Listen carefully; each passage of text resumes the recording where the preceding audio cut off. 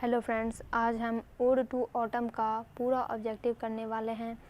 Autumn का मतलब होता है पतझड़, और ओड में किसी भी चरित्र के बारे में, किसी व्यक्ति, किसी चरित्र के बारे में, उसके बारे में बहुत कुछ बातें बताई जाती है। तो यहाँ पे पतझड़ के मौसम के बारे में बहुत कुछ चीज़ हमें बताई जाएगी। पतझड़ को बहुत बढ़ा चढ़ाकर कवि के द्वारा दिखाया गया है।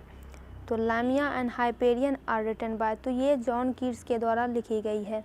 जो कवि होते हैं उनकी जो अन्य रचनाएं होती है वो भी बुक में दी गई होती है, वो भी एग्ज़ाम में पूछे जाते हैं। Autumn is the season of मेलो फ्रूटफुलनेस, यहाँ पे हो जाएगा फ्रूटफुलनेस। मेलो का मतलब होता है स्वाद में भरपूर, यानी बहुत मीठा और कोमल होना, और फ्रूटफुलनेस का मतलब होता है भरपूर, यानी पतझड़ जो सीज़न है वह भरपूर, कोमल और मीठे फलों का सीज़न है। Autumn starts with the departure of, the departure का मतलब होता है छूट जाना। तो जब समर जाता है, गर्मी जाती है, तब ऑटम जो है पतझड़ का मौसम आता है। Odd to dash is an ode, तो odd to autumn is an ode. In dash new leaves and fruits come out on trees, तो किस सीजन में नए पत्ते और फल वृक्ष पर आते हैं, तो ऑटम में। Gathering swallows twitter in the skies is taken from, swallows का मतलब होता है अवाविल। पतझड़ के मौसम में क्या होता है कि अवाविल के झुंड आकाश में चहकने लगते हैं।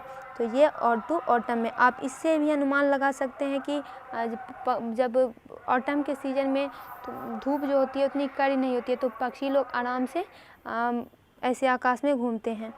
The watches the last oozing hours bye hours, ये लाइन जो है ओड टू ऑटम की है। ओड टू ऑटम क्या है, तो ओड टू ऑटम एक ओड है। Odd to Autumn is compose by, compose का मतलब होता है रचना करना। ओड टू ऑटम की रचना किन्होंने की है, तो कीट्स ने। The poem Ode to Autumn deals with in detail, किसके बारे में ये पूरी विस्तार के साथ चर्चा कर रहा है, किसके बारे में, तो पतझड़ के बारे में। Theme of Ode to autumn is, theme का मतलब होता है विषय, यानी पतझड़ का आखिर विषय क्या है, तो मैच्योरिटी। यहाँ पे जो है मैच्योरिटी होती है, मैच्योरिटी का मतलब होता है परिपक्व हो जाना। Keats was a dash poet, Keats एक रोमांटिक पोएट थे। Autumn is the season of मेलो, ऊपर ही पढ़ चुके हैं, फ्रूटफुलनेस होगा।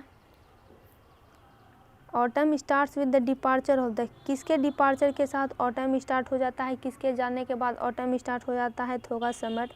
इन dash new leaves and fruits come on trees, किस मौसम में नए पत्ते और फल वृक्ष पर आने लगते हैं, तो ऑटम में।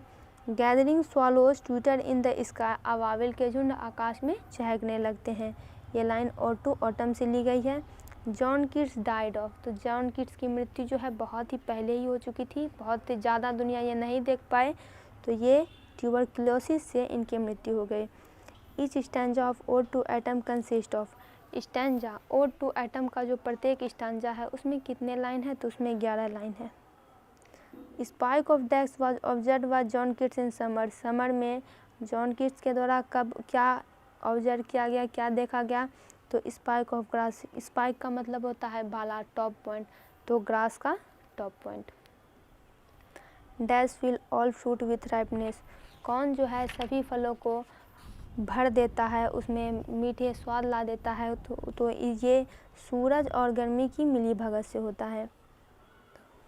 दोस्तों, इसका पूरा ऑब्जेक्टिव कंप्लीट हुआ। जितने भी पोएम्स हैं, जितने भी चैप्टर्स हैं, सभी के ऑब्जेक्टिव आप इस चैनल पर देख सकते हैं। वीडियो को लाइक करें, चैनल को सब्सक्राइब करें, वीडियो को शेयर ज़रूर करें ताकि हमें कुछ सपोर्ट मिल सके।